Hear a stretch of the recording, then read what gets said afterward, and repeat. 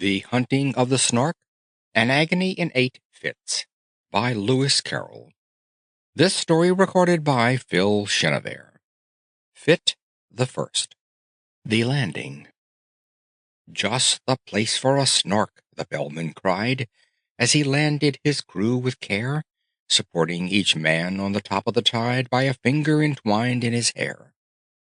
"Just the place for a Snark, I have said it twice, that alone should encourage the crew. Just the place for a Snark, I have said it thrice, what I tell you 3 times is true." The crew was complete. It included a boots, a maker of bonnets and hoods, a barrister brought to arrange their disputes, and a broker to value their goods. A billiard marker, whose skill was immense, might perhaps have won more than his share. But a banker, engaged at enormous expense, had the whole of their cash in his care. There was also a beaver that paced on the deck, or would sit making lace in the bow, and had often, the Bellman said, saved them from wreck, though none of the sailors knew how. There was one who was famed for the number of things he forgot when he entered the ship: his umbrella, his watch, all his jewels and rings, and the clothes he had brought for the trip. He had 42 boxes, all carefully packed, with his name painted clearly on each, but since he omitted to mention the fact, they were all left behind on the beach. The loss of his clothes hardly mattered, because he had 7 coats on when he came, with 3 pairs of boots, but the worst of it was, he had wholly forgotten his name. He would answer to "Hi!" or to any loud cry, such as "Fry me!" or "Fritter my wig!" to what you may call him, or what was his name, but especially "Thing-a-ma-jig." While, for those who preferred a more forcible word, he had different names from these. His intimate friends called him Candle Ends, and his enemies Toasted Cheese. His form is ungainly, his intellect small, so the Bellman would often remark, but his courage is perfect, and that, after all, is the thing that one needs with a Snark. He would joke with hyenas, returning their stare with an impudent wag of the head, and he once went a walk, paw in paw, with a bear, just to keep up its spirits, he said. He came as a baker, but owned when too late, and it drove the poor Bellman half mad. He could only bake bride cake, for which, I may state, no materials were to be had. The last of the crew needs a special remark. Though he looked an incredible dunce, he had just one idea, but that one being Snark, the good Bellman engaged him at once. He came as a butcher, but gravely declared, when the ship had been sailing a week, he could only kill beavers. The Bellman looked scared, and was almost too frightened to speak. But at length he explained, in a tremulous tone, there was only one beaver on board, and that was a tame one he had of his own, whose death would be deeply deplored. The beaver, who happened to hear the remark, protested, with tears in his eyes, that not even the rapture of hunting the Snark could atone for that dismal surprise. It strongly advised that the butcher should be conveyed in a separate ship, but the Bellman declared that would never agree with the plans he had made for the trip. Navigation was always a difficult art, though with only one ship and one bell, and he feared he must really decline, for his part, undertaking another as well. The beaver's best course was, no doubt, to procure a second-hand dagger-proof coat. So the banker advised it, and next to insure its life in some office of note. This the banker suggested, and offered for hire, on moderate terms, or for sale, 2 excellent policies, one against fire, and one against damage from hail. Yet still, ever after that sorrowful day, whenever the butcher was by, the beaver kept looking the opposite way, and appeared unaccountably shy. Fit the Second. The Bellman's Speech. The Bellman himself they all praised to the skies, Such a carriage, such ease and such grace, such solemnity too, one could see he was wise the moment one looked in his face. He had brought a large map representing the sea, without the least vestige of land, and the crew were much pleased when they found it to be a map they could all understand. What's the good of Mercator's North Poles and Equators, tropics, zones, and meridian lines? So the bellman would cry, and the crew would reply, they are merely conventional signs. Other maps are such shapes with their islands and capes, but we've got a brave captain to thank. So the crew would protest that he's brought us the best, a perfect and absolute blank. This was charming, no doubt, but they shortly found out that the captain they trusted so well had only one notion for crossing the ocean, and that was to tingle his bell. He was thoughtful and grave, but the orders he gave were enough to bewilder a crew. When he cried, "Steer to starboard, but keep her head larboard," what on earth was the helmsman to do? Then the bowsprit got mixed with the rudder sometimes, a thing, as the bellman remarked, that frequently happens in tropical climes, when a vessel is, so to speak, snarked. But the principal failing occurred in the sailing, and the bellman, perplexed and distressed, said he had hoped at least when the wind blew due east that the ship would not travel due west. But the danger was past. They had landed at last, with their boxes, portmanteaus, and bags. Yet at first sight the crew were not pleased with the view, which consisted of chasms and crags. The bellman perceived that their spirits were low, and repeated in musical tone some jokes he had kept for a season of woe, but the crew would do nothing but groan. He served out some grog with a liberal hand, and bade them sit down on the beach, and they could not but own that their captain looked grand as he stood and delivered his speech. "Friends, Romans, and countrymen, lend me your ears." They were all of them fond of quotations. So they drank to his health, and they gave him 3 cheers, while he served out additional rations.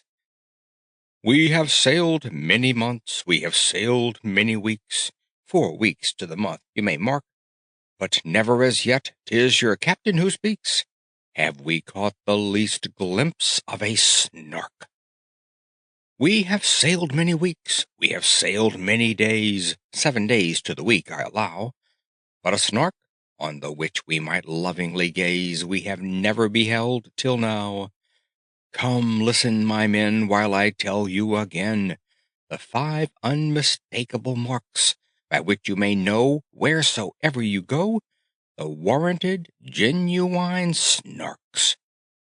Let us take them in order. The first is the taste, which is meager and hollow, but crisp, like a coat that is rather too tight in the waist, with a flavor of will-o'-the-wisp. Its habit of getting up late, you'll agree, that it carries too far when I say that it frequently breakfasts at 5 o'clock tea and dines on the following day. The third is its slowness in taking a jest. Should you happen to venture on one, it will sigh like a thing that is deeply distressed, and it always looks grave at a pun. The fourth is its fondness for bathing machines, which it constantly carries about, and believes that they add to the beauty of scenes, a sentiment open to doubt. The fifth is ambition. It next will be right to describe each particular batch, distinguishing those that have feathers and bite, and those that have whiskers and scratch. For although common snarks do no manner of harm, yet I feel it my duty to say, some are boojums. The bellman broke off in alarm, for the baker had fainted away. Fit the third, the baker's tale. They roused him with muffins, they roused him with ice, they roused him with mustard and cress, they roused him with jam and judicious advice, they set him conundrums to guess. When at length he sat up and was able to speak, his sad story he offered to tell, and the bellman cried, "Silence! Not even a shriek!" and excitedly tingled his bell. There was silence supreme, not a shriek, not a scream, scarcely even a howl or a groan, as the man they called Ho told his story of woe in an antediluvian tone. "My father and mother were honest, though poor." "Skip all that," cried the bellman in haste.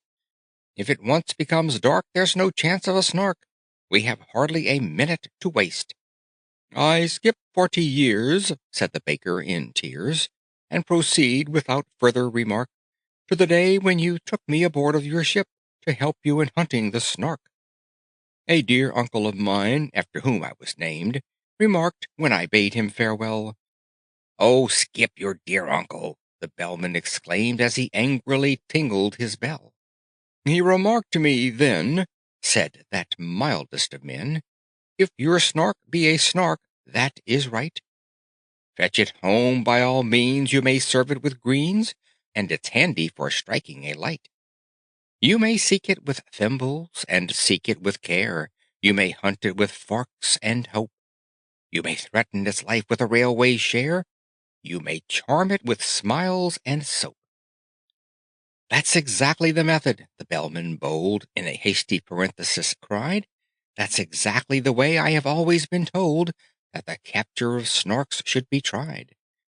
But oh, beamish nephew, beware of the day, if your Snark be a boojum, for then you will softly and suddenly vanish away, and never be met with again. It is this that oppresses my soul when I think of my uncle's last words, and my heart is like nothing so much as a bowl brimming over with quivering curds. It is this." "We have had that before," the bellman indignantly said, and the baker replied, "Let me say it once more. It is this that I dread. I engage with the Snark every night after dark, in a dreamy, delirious fight. I serve it with greens in those shadowy scenes, and I use it for striking a light. But if ever I meet with a boojum, that day, in a moment of this I am sure, I shall softly and suddenly vanish away, and the notion I cannot endure." Fit the Fourth. The Hunting. The bellman looked huffish and wrinkled his brow. "If only you'd spoken before! It's excessively awkward to mention it now, with the Snark, so to speak, at the door. We should all of us grieve, as you well may believe, if you were never met with again. But surely, my man, when the voyage began, you might have suggested it then. It's excessively awkward to mention it now, as I think I've already remarked." And the man they called Hi remarked with a sigh, "I informed you the day we embarked. You may charge me with murder or want of sense. We are all of us weak at times. But the slightest approach to a false pretense was never among my crimes. I said it in Hebrew, I said it in Dutch, I said it in German and Greek, but I wholly forgot, and it vexes me much, that English is what you speak." "'Tis a pitiful tale," said the bellman, whose face had grown longer at every word. "But now that you've stated the whole of your case, more debate would be simply absurd. The rest of my speech," he explained to his men, "you shall hear when I've leisure to speak it. But the Snark is at hand. Let me tell you again, 'tis your glorious duty to seek it. To seek it with thimbles, to seek it with care, to pursue it with forks and hope, to threaten its life with a railway share, to charm it with smiles and soap. For the Snark's a peculiar creature that won't be caught in a commonplace way. Do all that you know and try all that you don't. Not a chance must be wasted today. For England expects—" I forbear to proceed. 'Tis a maxim tremendous but trite, and you'd best be unpacking the things that you need to rig yourselves out for the fight. Then the banker endorsed a blank check, which he crossed, and changed his loose silver for notes. The baker, with care, combed his whiskers and hair, and shook the dust out of his coats.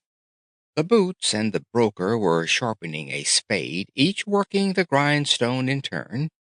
But the beaver went on making lace, and displayed no interest in the concern.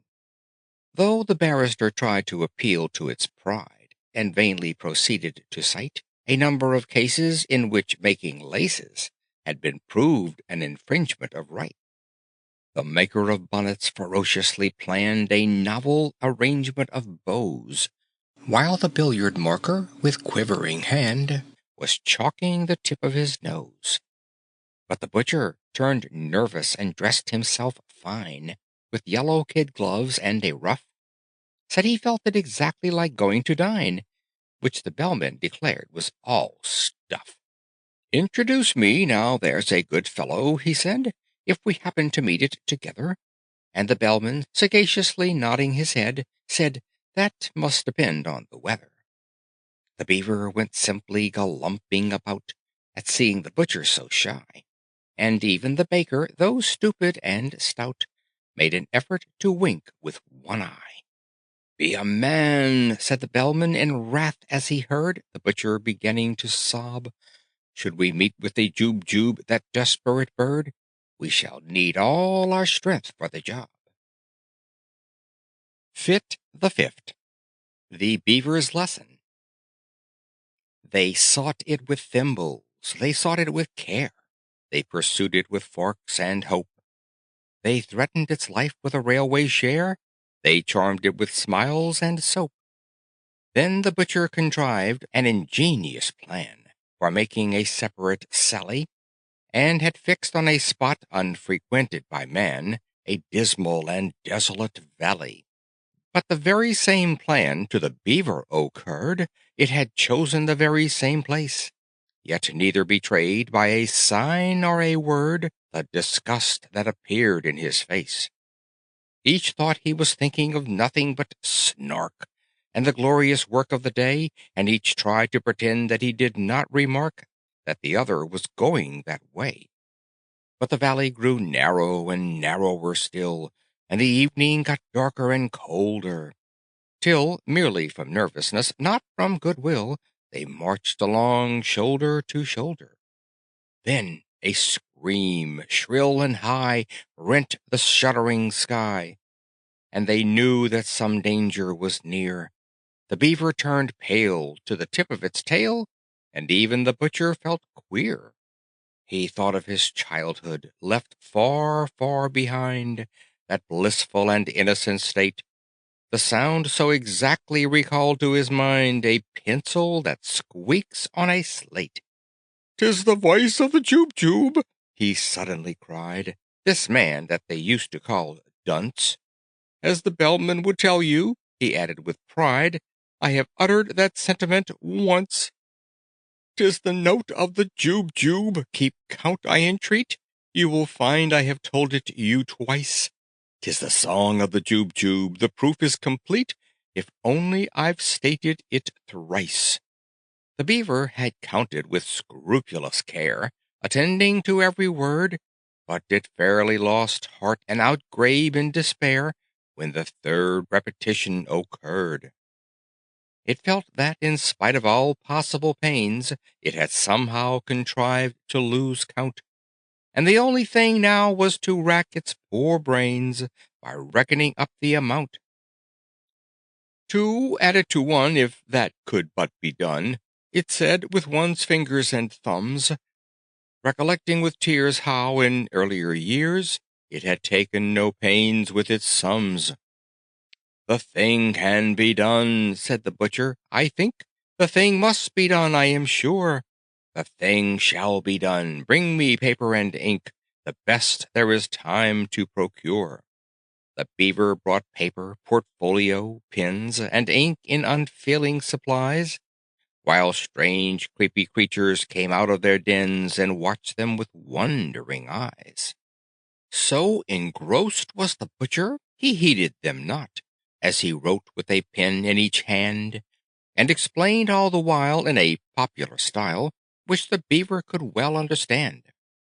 Taking 3 as the subject to reason about, a convenient number to state, we add 7 and 10, then multiply out by 1,000 diminished by 8. The result we proceed to divide, as you see, by 992, then subtract 17, and the answer must be exactly and perfectly true. The method employed I would gladly explain, while I have it so clear in my head, if I had but the time and you had but the brain, but much yet remains to be said. In one moment I've seen what has hitherto been enveloped in absolute mystery, and without extra charge I'll give you at large a lesson in natural history. In his genial way he proceeded to say, forgetting all laws of propriety, and that giving instruction without introduction would have caused quite a thrill in society. As to temper, the Jubjub's a desperate bird, since it lives in perpetual passion. Its taste in costume is entirely absurd. It is ages ahead of the fashion. But it knows any friend it has met once before. It never will look at a bribe. And in charity meetings it stands at the door and collects, though it does not subscribe. Its flavor, when cooked, is more exquisite far than mutton or oysters or eggs. Some think it keeps best in an ivory jar, and some in mahogany kegs. You boil it in sawdust, you salt it in glue, you condense it with locusts and tape, still keeping one principal object in view, to preserve its symmetrical shape. The butcher would gladly have talked till next day, but he felt that the lesson must end, and he wept with delight in attempting to say he considered the Beaver his friend. While the Beaver confessed, with affectionate looks, more eloquent even than tears, it had learned in 10 minutes far more than all books would have taught it in 70 years. They returned hand in hand, and the Bellman, unmanned, for a moment with noble emotion, said, "This amply repays all the wearisome days we have spent on the billowy ocean." Such friends as the Beaver and Butcher became have seldom, if ever, been known. In winter or summer 'twas always the same. You could never meet either alone. And when quarrels arose, as one frequently finds quarrels will, spite of every endeavor, the song of the Jubjub recurred to their minds and cemented their friendship forever. Fit the Sixth. The Barrister's Dream. They sought it with thimbles, they sought it with care, they pursued it with forks and hope. They threatened its life with a railway share, they charmed it with smiles and soap. But the barrister, weary of proving in vain that the Beaver's lace-making was wrong, fell asleep, and in dreams saw the creature quite plain that his fancy had dwelt on so long. He dreamed that he stood in a shadowy court, where the Snark, with a glass in its eye, dressed in gown, bands, and wig, was defending a pig on the charge of deserting its sty. The witnesses proved, without error or flaw, that the sty was deserted when found, and the judge kept explaining the state of the law in a soft undercurrent of sound.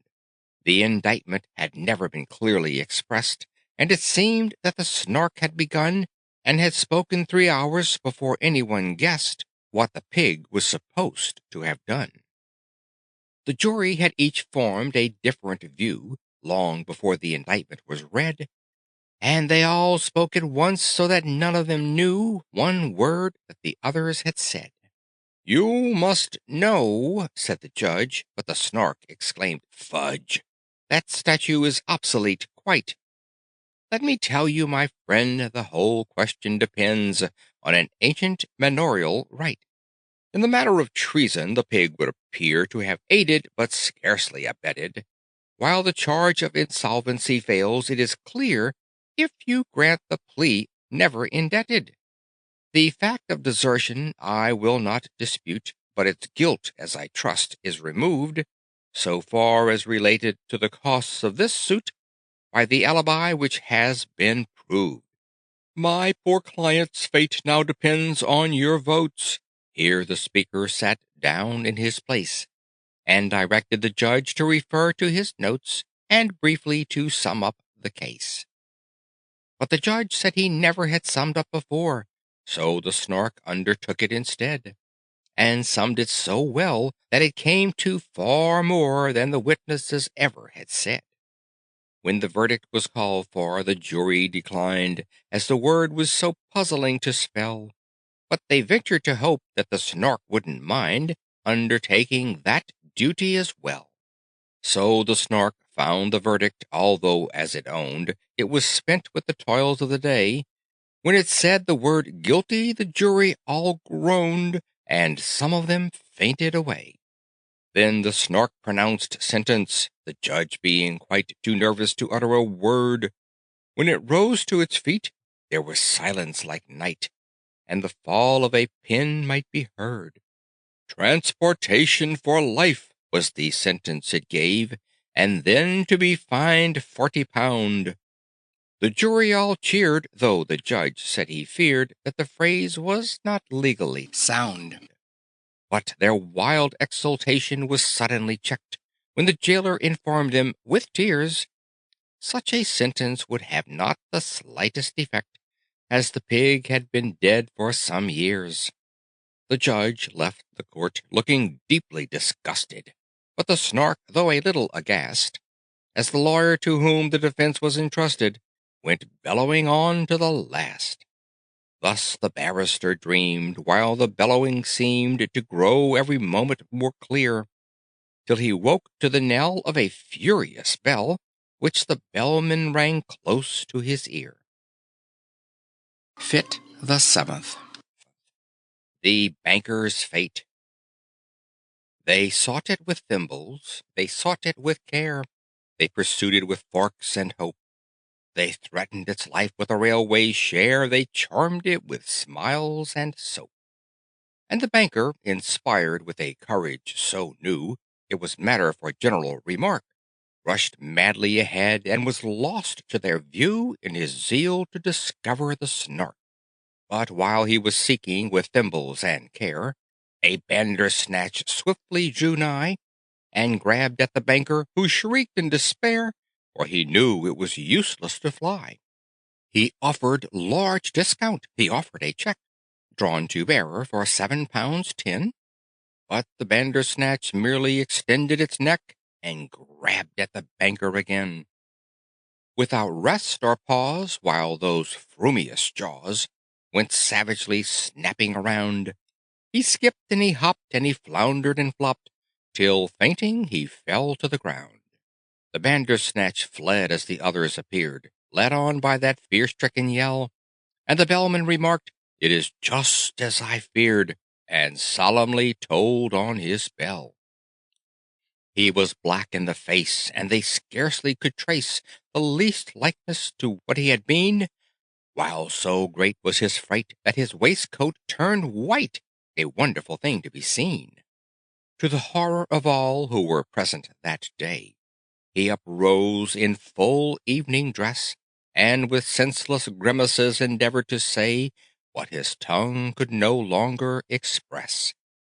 Down he sank in a chair, ran his hands through his hair, and chanted in mimsiest tones words whose utter inanity proved his insanity, while he rattled a couple of bones. "Leave him here to his fate, it is getting so late," the bellman exclaimed in a fright. "We have lost half the day, any further delay, and we shan't catch a Snark before night." Fit the Eighth.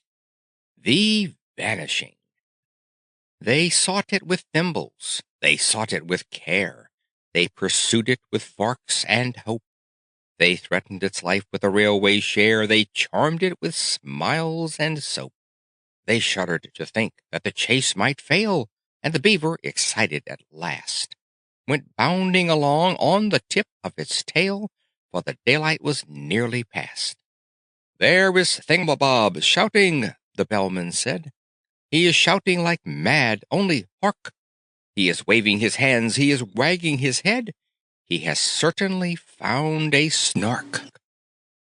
They gazed in delight, while the butcher exclaimed, "He was always a desperate wag." They beheld him, their baker, their hero unnamed, on the top of a neighboring crag.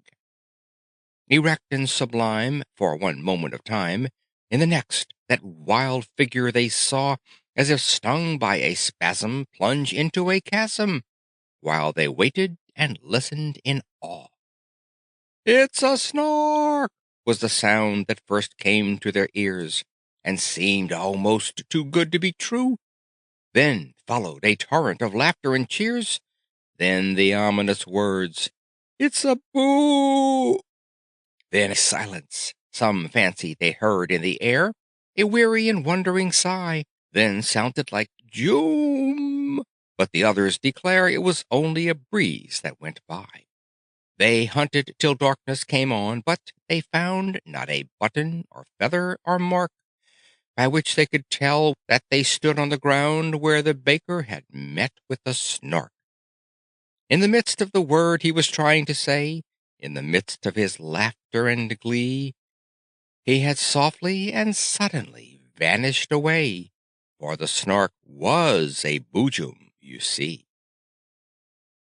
End of The Hunting of the Snark.